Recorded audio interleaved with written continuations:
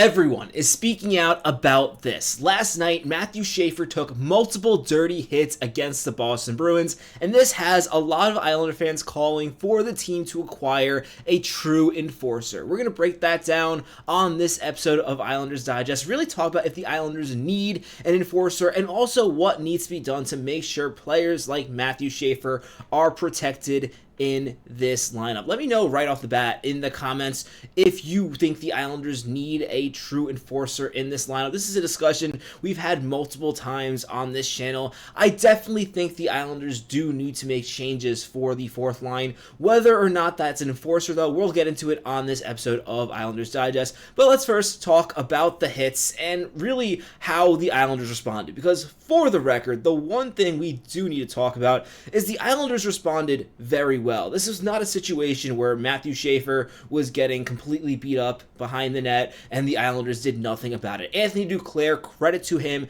jumped in as soon as he could, grabbing Nikita Zadorov and pulling him back. Would have maybe liked the Islanders not to all get into a scrum on top of Mathew Schaefer, but of course he was just fine. He did play in that power play, ended up having another point in this game, but this video is not focusing on how good Mathew Schaefer is. We know how good Mathew Schaefer is. It's focusing on making sure he is protected. And asked about this by Andrew Gross after the game, Patrick Waugh said, well, eventually he's going to have the same protection that the other star players get. And then he followed that up with a quote, hopefully that does not take too long. I'm paraphrasing there, but that's basically what he said. And a lot of fans are taking this as Patrick Waugh calling for the Islanders to get an enforcer. They think this is him calling for Matthew Darche to get a player to protect Mathew Schaefer. This is not how I'm reading this quote. The way I see this quote is Patrick Waugh is subtly calling out the officials in the NHL to call penalties right away when there are infractions taken on Mathew Schaefer. We know in the NHL, you have to really earn your ability to draw penalties. And I think if this was a player such as Cale Makar or the other premium defenseman in the NHL, in a lot of these cases, penalties would be called a lot earlier and really prevent this situation from escalating further in the case of players bullying Mathew Schaefer. You're not going to do that if you get called for a penalty every single time you try to throw a cross-check or throw him down on the ice. And I think this is a small part of this. Really, I think the biggest part of what is going to take for this to stop happening, because it's happened in a few games now, is simply Mathew Schaefer continuing to bulk up, and this is going to happen as the year gets along. Also, he's going to learn a little bit more about how to better defend himself, how to put himself in better spots to really defend himself, because again,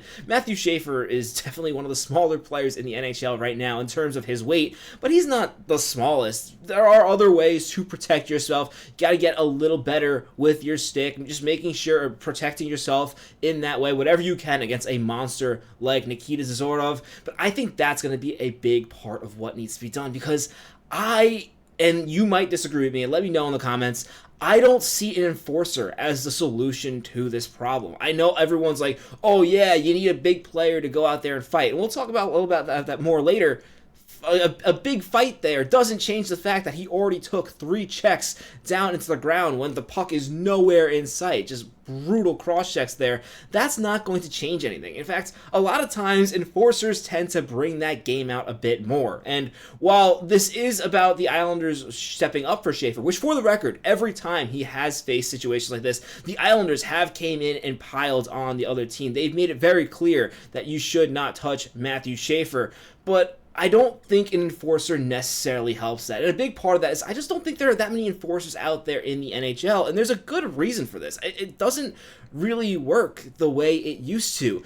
We'll talk a little bit more about those points. First, I do also want to talk about some of the responses Nikita Zadorov got for this play, and for the record, Nikita Zadorov is a dirty player. This was a dirty play, and this is not his first offense. So you would like the league to be a little more proactive when it comes to behavior like this. However, I'm really disappointed by a lot of the DMs he got from Islander fans, sending him threats and things like that. This is both silly and it's just not ideal. You don't It's a really bad look, and I'm really disappointed that so many Islander fans went out and DM'd Nikita Zadorov. Even if you didn't think it was too serious, I don't like this. This is a bad look, and hopefully this is not something that happens in the future. But now, let's talk a little bit more about protecting Islanders players in this lineup, because Schaefer is not the only player that needs protection. Another player who definitely needs to be protected is Maxim Shabanov. He has not played a game since he got injured, and when he comes back, the Islanders are going to have to make sure he is protected, and other teams know that you can't just go around hitting this player as hard as you want and just dumping him into the boards. He faced a couple brutal hits in that game that he ended up leaving. I don't know exactly what his injury is. It is concerning. He has not returned. He will be back eventually, and when he does, the Islanders need to continue to be doing a better job defending him. And the big question we're going to really focus on more throughout this video is, does it make sense for the Islanders to bring in an enforcer? And again, I'm going to clarify, my answer is no. I don't like this fourth line. I will say that at the start of the season, I was I was really in favor of this fourth line. I thought it was really exciting to have more offensive names on that fourth line. The fourth line is not working. It's not doing anything a fourth line should do. It's not setting the tone. It's not playing very well defensively, not providing much offense to make up for those things.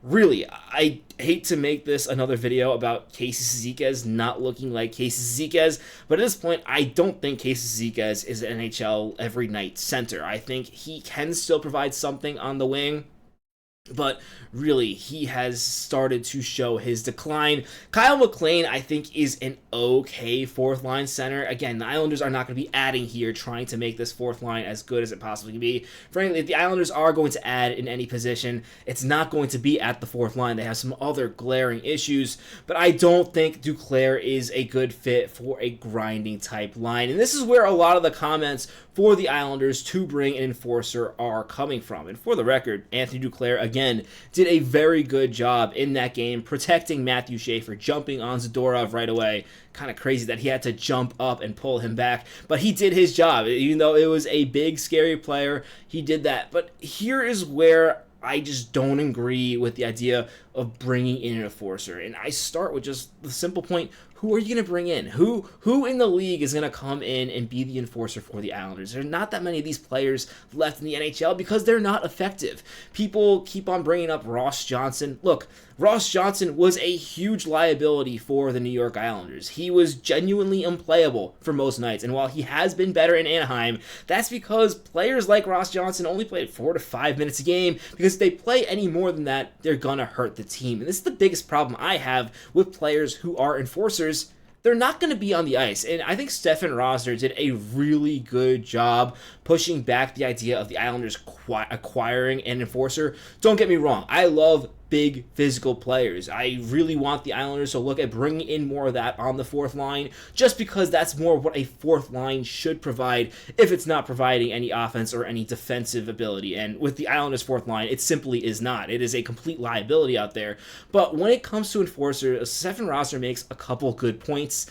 Enforcers are not going to be on the ice all the time with Mathew Schaefer. In fact, as we just talked about with a player like Ross Johnston, he would almost never be playing with Mathew Schaefer because it doesn't make sense to have him out there when Mathew Schaefer is providing offense. In fact, I think one thing the Islanders do a really good job of with their pairs, I have a ton of issue with the pairs on the Islanders so far this season, but having Scott Mayfield constantly out there with Mathew Schaefer does provide him a bit more protection. Now, if you want to argue maybe you can get a bit of an upgrade in that area, a player like a Gudas or a Trouba, I could hear you out. The issue, however, is both those players are playing very well on the Sharks right now, and sorry, not the Sharks, on the Anaheim Ducks right now, and therefore it's going to it's going to call for assets to bring in a player like this, and I really don't think the benefit over one of those players compared to Scott Mayfield is really all that beneficial. Second of all, enforcers won't stop the opponents from going after him. And this is a point I don't think people understand. Enforcers are great at causing havoc. They're great at bringing energy to your team. They don't really stop physical play. In fact, most times enforcers help games get out of hand and lead to more shots being taken based on the cheap shots they take on their own. Really, while it is nice to somehow have a really big guy to step in and fight, after a play has happened, that's after a bad hit has already taken place. It's not preventing anything. And finally, a second roster brings out, as we talked about before, the Islanders have done a very good job stepping up for Mathew Schaefer. I think this is a different conversation entirely if last night happens and the Islanders were standing there doing absolutely nothing. Every time Mathew Schaefer has been pushed down onto the ice, the Islanders have responded in a big way. That is something that has really impressed me and shown the closeness of this group. And as a result, I don't think the Islanders need a player like a Matt Rempe to be an enforcer. These players don't provide much value. A lot of times they cause a lot more problems than they prevent. I mean, look at how many Rangers players have gotten cheap shots taken against them as a result of a bad hit taken by Matt Rempe. And while in the past, the Islanders have been spoiled with great enforcer-type players like Cal Clutterbuck and Matt Martin, players like that just simply aren't out there right now. And considering how in demand they are, you're not going to pay a second-round pick to bring in an enforcer. Realistically, the Islanders should probably be looking to sell off assets as the season goes on. And as a result, I just don't think this enforcer talk makes sense. I get why people like enforcers, and there's going to be comments below talking about how the Islanders need more players that fight.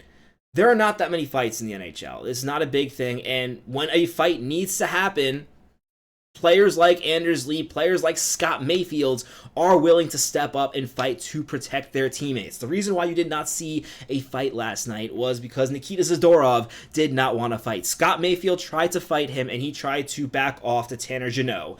And you can make the argument, oh, the Islanders could use a player like Tanner Jeannot. Tanner Jeannot is going to cost the Bruins $3.5 million for the next 5 seasons. We'll see how that contract ends. I think we all know how that's going to end. The Islanders don't need a player like that. If Tanner Jeannot was on the Islanders, we would be complaining about him every single day. That's my take on whether or not the Islanders need an enforcer. I'd love to know your thoughts in the comments below.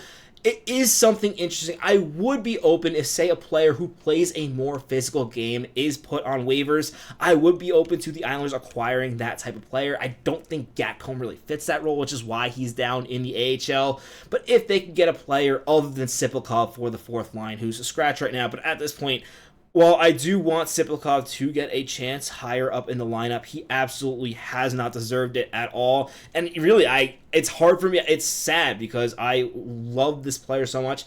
It's really hard for me to defend him at this point. If the Islanders can find for free a player on the fourth line that is going to bring them a little more physicality, I'm all for it. But this idea that they need to search around the NHL and bring in an enforcer ASAP, I don't think it's going to solve anything, and I don't think it's really a need for the team. But again, I'd love to know your thoughts.